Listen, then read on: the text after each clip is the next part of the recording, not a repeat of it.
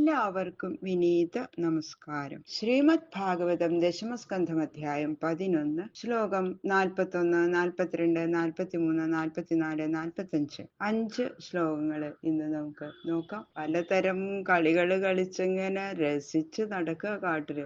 അതിന്റെ ഇടയ്ക്ക് ഒരു ദിവസം അവിടെയും വന്നു അസുരൻ. കംസൻ ഓരോരുത്തരായിട്ട് ഇങ്ങനെ അയക്കുന്നുണ്ട്. വത്സാസുരൻ ഒരു പശുക്കുട്ടിയുടെ രൂപത്തിൽ വന്നതുകൊണ്ട് ആ അസുരനെ വത്സാസുരൻ എന്ന് ഗോപന്മാര് പേരിട്ടതാ. അങ്ങനെയാണ്. വത്സാസുരൻ വരണു, ഭഗവാനെ കൊല്ലണം എന്നുള്ള ഉദ്ദേശത്തോടു കൂടി വരികയാണ്. ഭഗവാൻ അവനെ കൊന്നു എന്നുള്ള പ്രത്യേകിച്ച് പറയേണ്ടതില്ലല്ലോ. കൃഷ്ണായ വാസുദേവായ ഹരയേ പരമാത്മനെ പ്രണതക്ലേശനാശായ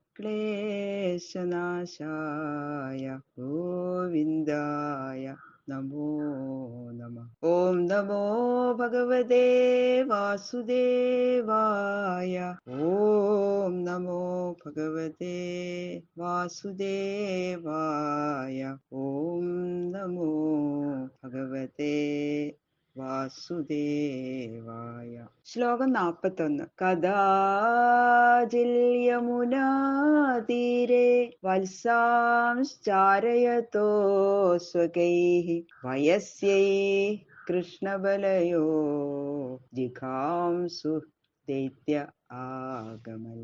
ഇങ്ങനെ കളിച്ചുകൊണ്ടിരിക്കണ കാലത്ത് ഒരു വിശേഷ സംഗതി പറയാണ്. യമുനാ നദിയുടെ കരയ്ക്കില് ഒരു ദിവസം അങ്ങനെ രസമായിട്ട് ആ സ്നേഹിതന്മാരോടുകൂടി കളിച്ചുകൊണ്ടിരിക്കുക. പശുക്കുട്ടികളെ മേയിച്ചുകൊണ്ടിരിക്കണു കണ്ണൻ. അതിന്റെ ഇടയ്ക്ക് കളികളുണ്ട്. അങ്ങനെയുള്ള ശ്രീകൃഷ്ണനെയും ബലരാമനെയും രണ്ടുപേരെയും കൊല്ലണം എന്നുള്ള ഉദ്ദേശത്തോടു കൂടി ഒരു അസുരൻ വന്നു. തം വത്സരൂപിണം വീക്ഷ്യ വത്സയൂഥഗതം ഹരി ദർശയൻ ബലദേവായ ശനൈ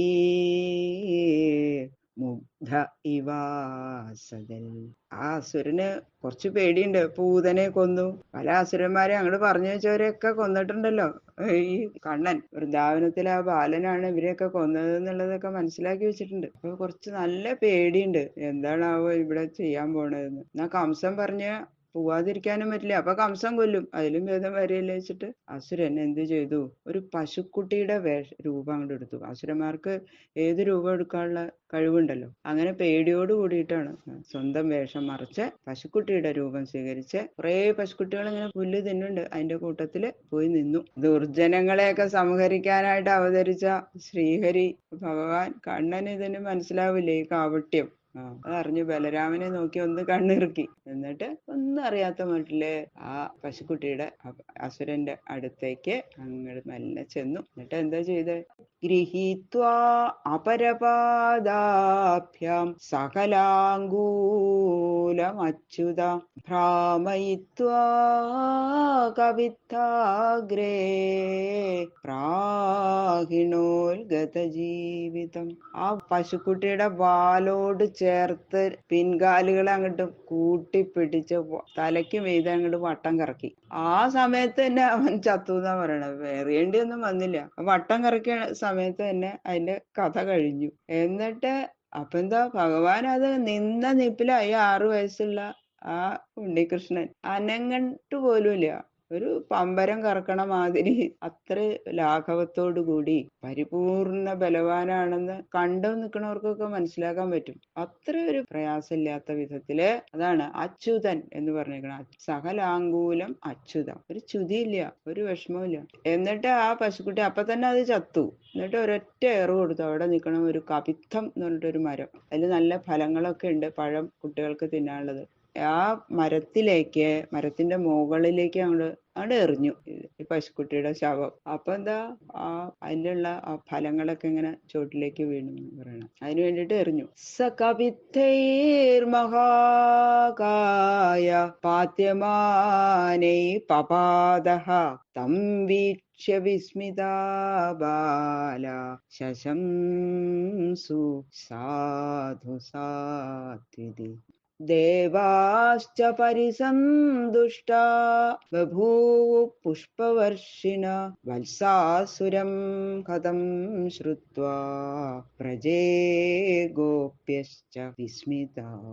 ആ മരത്തിൽ നിന്ന് ആ വ്ളാറങ്ങകള് അങ്ങനെ വീണു കുറെ.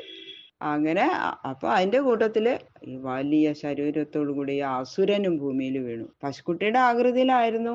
അത് മായാശക്തി കൊണ്ടാണ്. ചത്ത സമയത്ത് മായയെ നശിച്ചു. അപ്പൊ ആ സ്വതയുള്ള അസുരദേഹം, ആ ശവശരീരമാണ് വ്ളാറങ്ങ വീഴ്ത്തിയത് അതിന്റെ മേത്തേക്ക്. ആ മരത്തിലേക്ക് എറിഞ്ഞ് അങ്ങനെ കുറെ ഫലങ്ങൾ വീണു. ഇത്ര ചെറിയ ബാലൻ, ഇത്ര കനമുള്ള ഇവനെ ഇങ്ങനെ മേൽപോട്ട് എറിഞ്ഞു വന്നത് വളരെ ആശ്ചര്യമാണ്. ഇത് ശവശരീരം കണ്ട ഗോപന്മാര് അവർക്കൊക്കെ അത്ഭുതം. എന്താ ഈ കണ്ണൻ ഇത്ര വലിയ അസുരനെയാണോ ഇങ്ങനെ ചുറ്റി എറിഞ്ഞത്? നമുക്കൊന്നും മനസ്സിലായി തന്നെയല്ലേ ഇത് അസുരനാണ്. അയ്യോ, എന്താ എന്തൊരു അത്ഭുതം അതെന്ന് അവര് അന്തം വിട്ട് നിൽക്കും ഗോപബാലന്മാര്. അവരെല്ലാവരും ആ കണ്ണാ, നന്നായി നന്നായി, ഇവനെ അസുരനെ കൊന്നില്ലേ കണ്ണൻ, സന്തോഷം, നന്നായി നന്നായി പറഞ്ഞ് അവര് കൈയടിച്ച് ഉണ്ണിക്കണ്ണനെ ഇങ്ങനെ എടുത്തോണ്ട് നടക്കാൻ തുടങ്ങി. ദേവന്മാർക്കാണെങ്കിൽ വളരെ സന്തോഷം. ആവും, കുറെ അസുരന്മാരുണ്ട് ഉപദ്രവകാരികളായിട്ട്. ഭഗവാൻ വീണ്ടും അസുരന്മാരെ വധിക്കാൻ തുടങ്ങിയല്ലോ. അതിന്റെ സന്തോഷം കൊണ്ട് അവര് പുഷ്പവൃഷ്ടി ചെയ്തു. അപ്പൊ അതാണ് പശുക്കുട്ടിയുടെ ആകൃതി സ്വീകരിച്ചു വന്ന ഈ അസുരനെ കുട്ടികൾ പേരിട്ടു ഒരു പേര്, വത്സാസുരൻ. ഇങ്ങനെ വത്സാസുരനെ കൃഷ്ണൻ കൊന്നു എന്ന് കേട്ടപ്പോ ആ ഗോകുലത്തിലുള്ള ഗോപസ്ത്രീകളൊക്കെ എന്തൊരു അത്ഭുത. ഇവരെല്ലാവരും അവിടെ ചെന്ന് പറഞ്ഞു, അമ്മേ അമ്മേ, ഇന്ന് യശോദമ്മേ, ഇന്ന് ഒരു അസുരൻ വന്നു. ഞങ്ങള് കളിച്ചുകൊണ്ടിരിക്കുമ്പോഴേ പശുക്കുട്ടിയുടെ രൂപത്തിൽ ഇങ്ങോട്ട് വന്നു. കണ്ണന് അതിനെ തലയ്ക്ക് മീതെ ചുറ്റി എറിഞ്ഞു ഒരൊറ്റ ഏറെ മരത്തിലേക്ക്. അപ്പൊ ആ വ്ളാറങ്ങകള് അങ്ങനെ ധാരാളം വീണു. ഞങ്ങൾ അതൊക്കെ കഴിച്ചു. എങ്ങനെയാ ഈ കണ്ണൻ ഇങ്ങനെ അനങ്ങാതെ നിന്നിട്ട് ഒരു വിഷമമില്ലാണ്ട്? എന്തൊരു വലുപ്പാ ഈ അസുരന്, എത്ര വലുതാ! എങ്ങനെയാ അമ്മേ ഈ കണ്ണൻ ഇങ്ങനെ ഇത്രയും വലിയ അസുരനെയൊക്കെ ഇങ്ങനെ എറിയണത്, ചുഴറ്റി എറിയണത് ഒക്കെ ഈ കുട്ടികള് പറയാ. അമ്മമാരൊക്കെ ഇങ്ങനെ അത്ഭുതപ്പെട്ടു. പൊക്കത്തില് കൂടെ എറിഞ്ഞിട്ടേ പിന്നെ ആ അസുരൻ ചത്തപ്പോ അതിനെ മരത്തിന്റെ മുകളിലേക്ക്, ഒരു വിഷമവും ഇല്ല, ഒരു പമ്പര എറിയണ മാതിരിയാ കണ്ണൻ എന്നൊക്കെ പറഞ്ഞു ഇവരിങ്ങനെ പറയുക. എല്ലാവരും അത്ഭുതപ്പെട്ടു നിൽക്കണു. ബാക്കിയുള്ള ശ്ലോകങ്ങൾ നാളെ നോക്കാം. സർവത്ര ഗോവിന്ദ നാമ സങ്കീർത്തനം, ഗോവിന്ദ ഗോവിന്ദ.